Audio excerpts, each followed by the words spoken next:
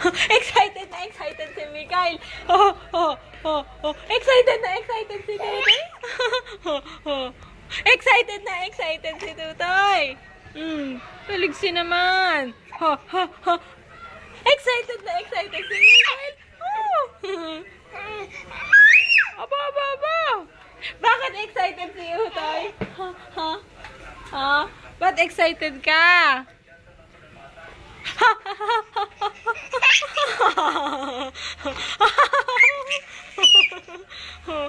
Bakit si Utoy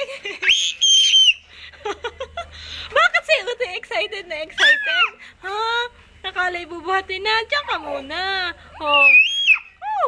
Nakakabingi. Bakit si Utoy excited?